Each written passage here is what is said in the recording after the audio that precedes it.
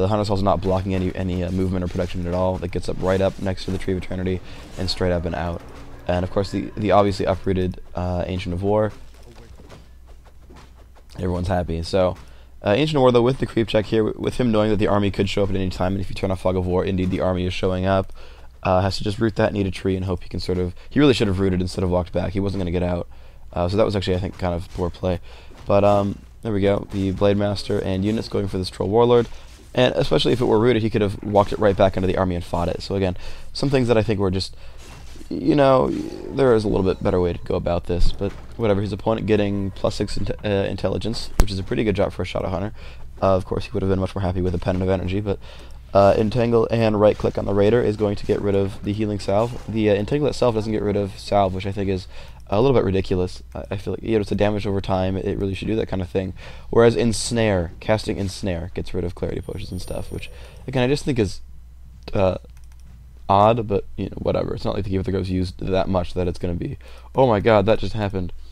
So the production, as you can see, has went right to bears. He was able to survive everything with just 2 Huntresses and 2 heroes. Demon Hunter, of course, the second pick, is a very good damage output hero. Really, there's not a lot of spells that you can use against Orc that are very powerful. If you pick up a Nagasuichi at this stage, it's just easily right-clicked, so anything in range is not all that good. And things like a Beastmaster, they'll just get dispelled. And things like... A Warden is just not enough damage on those spells, especially with Spirit Link and stuff. So he's going to come in here, and here's going to be this fight right here. The Demon Hunter taking a lot of damage, you can see. He's just getting focused down. This is probably the best target that the Elf would take because, hey, look, you know, who cares? It's got a bunch of armor in it, and it takes very little money to replace. It's really the cheapest target in the Elf army. So, again, he really doesn't care all that much. Here's where the important stuff goes on. You can see just how much damage he gets to do with his Orb of Venom, with Entangle, and with these bears for damage output. And you can see that with only 2 units left, really as part of this army, he's able to force his opponent all the way back. You know, the Keeper of the Grove hitting level 2 here, and he has complete control over all the creeps because he showed up quickly and with all these bears. Now, I feel like there's a little bit of micro on Violet's part, because instead of going for that Demon Hunter, he really, really should have gone for the Unmorphed Bears, because they're excessively expensive, they are less durable than the Demon Hunter, they are worth almost as much experience, and they contribute much more to the battle than a level 1 Demon Hunter. So I feel like Violet made a mistake in doing what every Orc does and right-clicks a hero, even though it was completely the wrong hero to choose. That's another thing, that picking up the Demon Hunter is one of the most durable to physical damage heroes in the game. At max level, his strength does hit, outreach, I don't know, his strength is higher than his agility at level 10, and given evasion, which just gets stronger and stronger with each level, it's extremely strong. So you can see just the Kodo Beast is there, and you can see right away he entangles it to force it back. Of course, that gets disenchanted, and the thing is, he can't run around getting that disenchanted every time because his mana pool is actually very low. He should be trying to bring clarities with him. I almost wish that the Demon Hunter had actually bought a clarity and ran over. That actually would have been very convenient for him. Additionally, to go on to the Demon Hunter, mana burn to get rid of Healing Wave is so incredibly important, because Healing Wave is a bitch, and it's so hard to kill stuff when that's all going on. So I recommend Mana Burn. Okay, so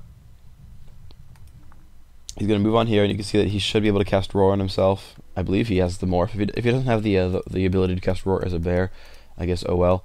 But you can see there's the Blademaster. Wow, there's the Blademaster just running around across the army. There's really no point in entangling and focusing it, because he would just always take 1 healing salve and be completely fine. So he's saving mana here and being pretty smart about that. So that's pretty good. The Wisp, there we go. Yeah, so he forces him to pop the Invulnerability Potion. Really not all that worthwhile, but you know, having the detonate for all those Spirit Leaks and stuff is actually very worthwhile. So you can see just some of the small evolutions of the Night Elf playstyle, and bringing in these Wisps to use great ability. So he manages to roar right after Disenchant goes off, which is really cute. Demon Hunter isn't snared, and there's the Hex. That's a really, really high-level move by the Orc player. Make sure you Hex the other hero as you're about to kill the first one. You just have to time it right so that you know what's going to die at what time. But that's it. The Druid of the Cloud's going to be microed out, and you can see just how much damage he's doing because of these Spirit Walkers. And he doesn't have a Staff of Preservation on the Keep of the Grove. He never did. I don't know why he didn't choose to pass that off. It was clearly the weaker hero, the Demon Hunter, the one that was going to get focused most likely. And you're never going to staff away your hero with your TP, so there's really no point in actually having the staff on the Demon Hunter. If you staff away the hero with the TP, you're going to lose your entire army most likely. Orc is very good at picking off units in small battles. So you can see just how much damage output was wasted on the Blademaster here. You can see that he's back down to super low HP, but you know, he's a 7 armor hero, so all that 600 damage that he dealt was dealt against 7 armor, which means he dealt way more than 600 damage, and yet didn't get anything for it. He's going to full heal from the healing salve and be perfectly fine in the morning. Whereas if you went for a raider or a grunt, it would be a more efficient target, and additionally he might have actually killed it and stuff like that. So I really feel like going for the Blademaster is a bit foolish when your opponent has Disenchant and Spirit Link, and also just invulnerability potions and Windwalk and things like that, and especially with Healing Wave. But some nice items here now picked up for the Demon Hunter. He's got the +3 strength here for extra durability. And this is one of the really good things about Elf Mass Bear, is that they're not easily creep jacked, because you can of course always heal your units as you're going across, and you can see another rejuve off on the Keeper of the Grove. But in the case of Talons, you know, maybe you're tanking with your Demon Hunter and that's fine, but you know, a lot of cases will end up just hitting other units randomly, and you'll have a lot of Talons that are fairly low in HP, and there's no good way of dealing with that. You don't want to burn a Scroll of Healing, or you don't really want to tag Moonwells with them either, because you're going to have very poor efficiency because they have mana.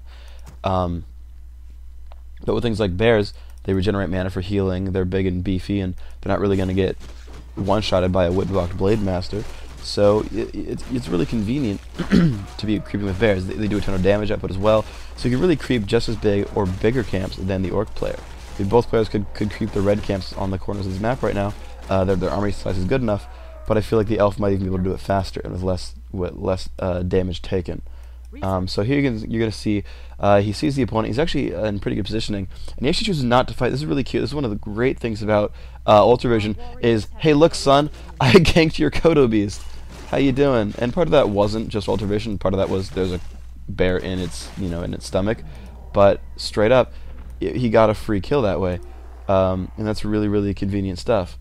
And he happened to be over there, of course, and his opponent didn't see him, but he actually saw, I mean, he directly saw the army walking across, and he knew how to approach that Kodo. He might have been able to infer it if he was watching the army from the get-go, but still, he could really easily infer where everything was. And one of the amazing, and some people will say imbalanced, things about these bears here, if you get one eaten, and you manage to save it before it dies, you're going to full heal it by unmorphing, rejuving, and morphing back up. Yes, a lot of people will say imbalanced, and honestly, it's extremely strong. I don't think this was an intended sort of unit balance between Kodos and Bears, was, oh, by the way, if you don't kill it, you're fine. But it's something that happens, you know, and people say Elf versus Orc is elf-sided, and who might argue with that? So, alright, so basically full items right now on both the heroes. You can see the Demon Hunter actually finally quite durable. I would actually pass off maybe at least just the Ring of Protection off to the Keeper of the Grove. I think the Demon Hunter has sufficient HP and armor, especially with evasion, to not be a primary target.